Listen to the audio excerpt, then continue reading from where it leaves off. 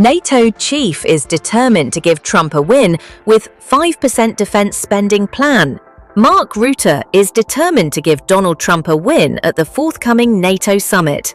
The alliance's Secretary General wants to avoid the scenes of 2016 when, while in his first term, the US president berated European allies for not spending enough on defense and taking advantage of the American taxpayer. Trump views relationships, even based on collective security, as transactional. And so, at a press conference in Brussels on Thursday, Rutte proposed that NATO members spend 5% of gross domestic product, GDP, on defense, something Trump has openly called for. The increase, which would more than double NATO members' current target of spending 2% of GDP, is a big ask for many European nations. Some may ask if such a deal would be all about deterring Russia, or, at least in part, designed to appease the president. After Rutte's compromise will slightly ease the burden. It'll require nations to increase core defense spending to 3.5% of GDP, while the remaining 1.5% will be made up of defense-related expenditure. Ex-quote 0.5%, it's a sufficiently vague term that allows them some wriggle room. Rutte said it could include the costs of infrastructure and industry. He said the US will also sign up to the new target. Though for Washington, already spending 3.4% on defense, it'll be relatively painless. The real test is not the commitment, but whether it delivers.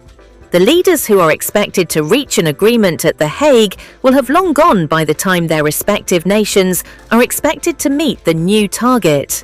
There is still no timetable, but it's likely to be about 10 years. Nor is there any real sanction that NATO can impose on defaulters. A handful of nations still have to meet the 2% target set more than a decade ago.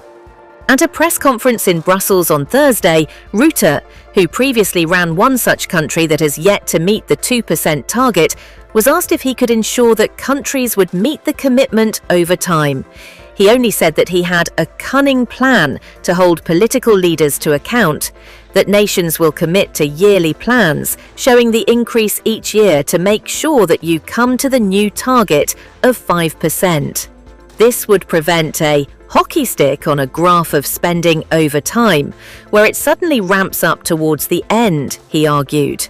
Rutte will visit the UK next week to meet Prime Minister Sir Keir Starmer.